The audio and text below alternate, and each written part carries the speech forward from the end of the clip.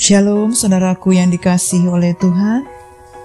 Senang sekali kita boleh berjumpa kembali di dalam perenungan firman Tuhan pada hari ini, Kamis 15 September 2022. Saudaraku, kita bersyukur atas kasih karunia Tuhan yang berlimpah di dalam hidup kita. Sampai hari ini kita dalam pemeliharaannya yang sempurna. Saudaraku, mari kita satukan hati kita lebih lagi untuk mendengar firman Tuhan. Biarlah Dia boleh berbicara kepada setiap kita, dan kita boleh merasakan kasih-Nya yang besar menjamah hati kita. Nah saudaraku, kita boleh bersama-sama mendengar firman Tuhan. Kita satukan hati dan kita berdoa. Bapa kami yang di surga, dikuduskanlah nama-Mu, datanglah kerajaan-Mu, dan jadilah kehendak-Mu di dalam hidup kami seperti di surga. Sungguh kami bersyukur ya Bapa, kalau saat ini kami kembali datang kepadamu. Kami merendahkan hati kami dan kami rindu akan hadirat Tuhan yang memberikan kami sukacita, damai sejahtera, bahkan kebenangan untuk senantiasa berada dalam hadirat-Mu. Terima kasih Bapa, kami bersyukur kepadamu. Pada saat ini kami percaya Roh Kudus yang mengajar kami, memberikan pengertian kepada kami, sehingga firman Tuhan yang kami dengar sungguh-sungguh bertumbuh dan berbuah dalam hidup kami. Terima kasih Bapa, hanya di dalam nama Tuhan Yesus kami berdoa. Amin. Nah saudaraku, kita akan bersama-sama mendengar firman Tuhan yang berjudul Datanglah Kerajaan-Mu. Firman Tuhan ini tertulis di dalam Mazmur 132. Nah, saya akan membacakan firman Tuhan ini bagi kita semua. Kita akan mendengarkannya bersama-sama. Daud dan Sion, pilihan Tuhan. Nyanyian ziarah. Ingatlah ya Tuhan kepada Daud dan segala penderitaannya. Bagaimana ia telah bersumpah kepada Tuhan, telah bernazar kepada yang maha kuat dari Yakub.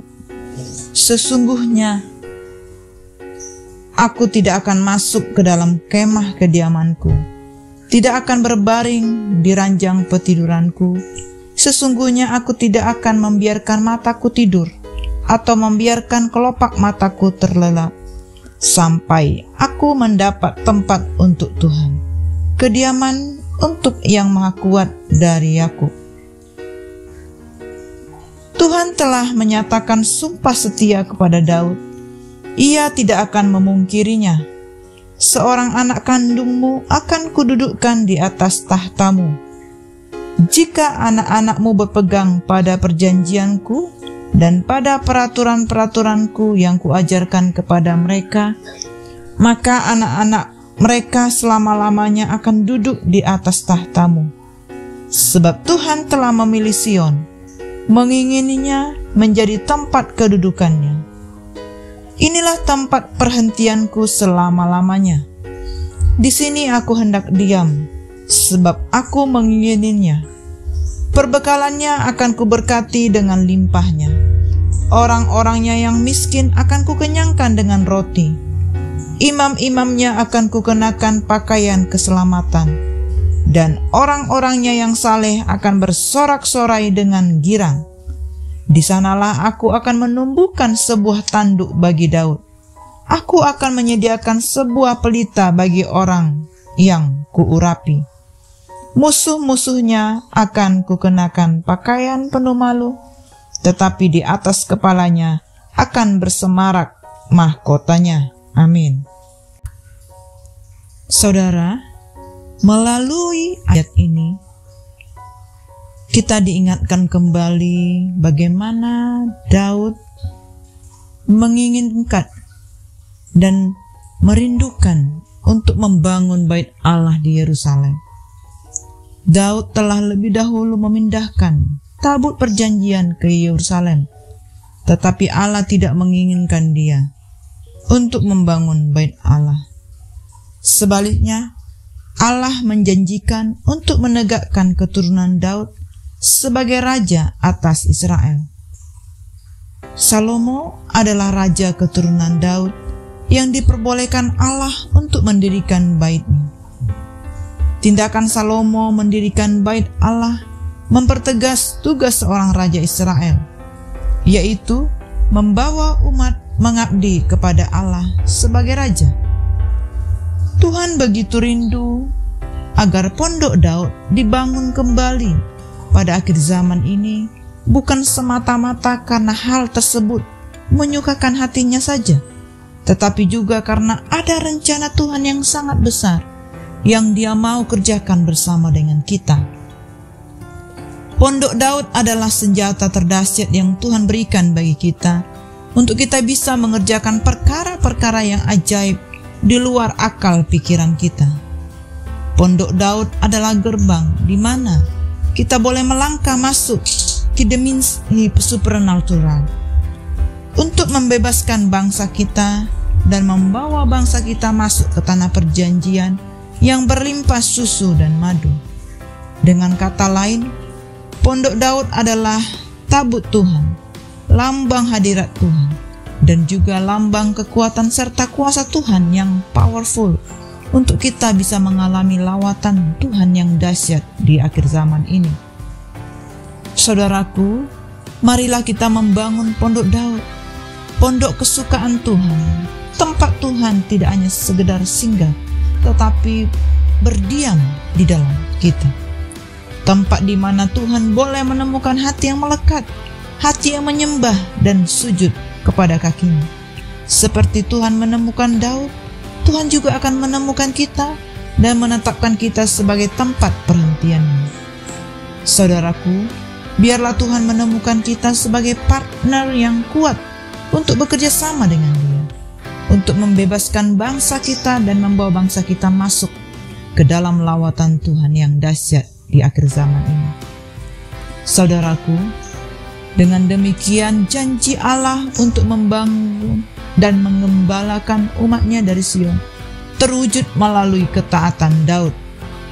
Tahta Daud mengabdi kepada tahta Allah, dan setiap keturunan Raja Daud akan takut akan Allah dan menggunakan kuasanya untuk membawa umat Tuhan menyembah Allah.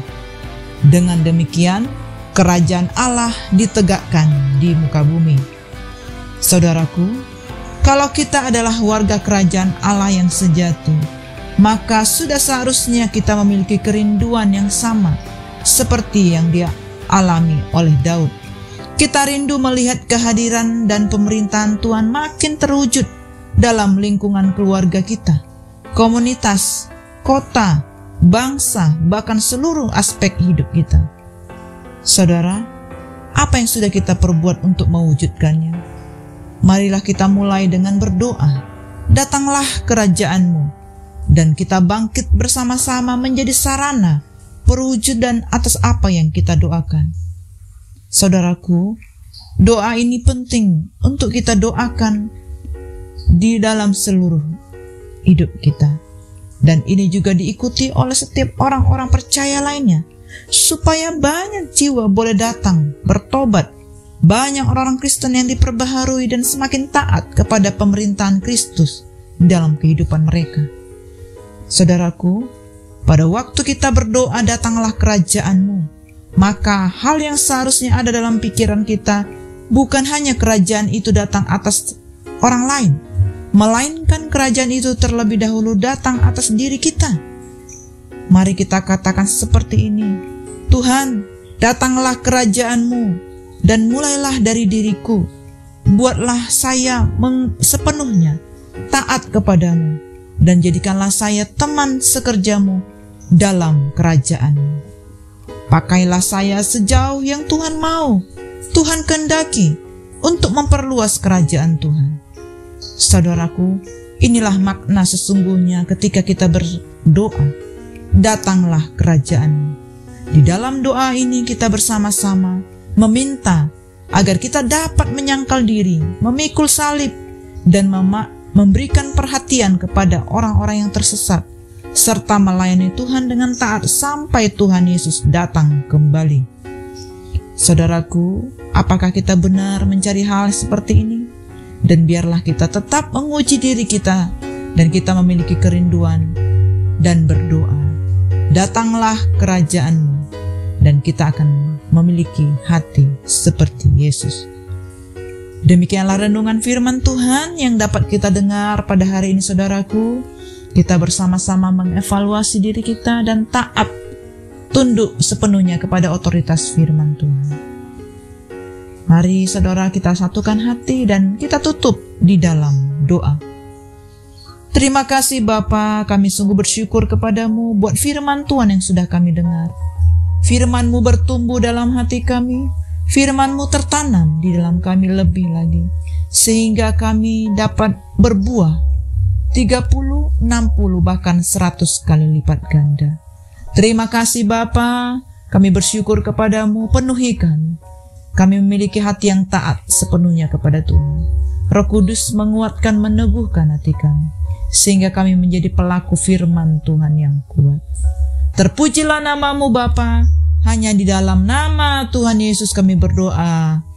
Amin. Semangat pagi dan semangat beraktivitas saudaraku. Have a great day and God bless you all.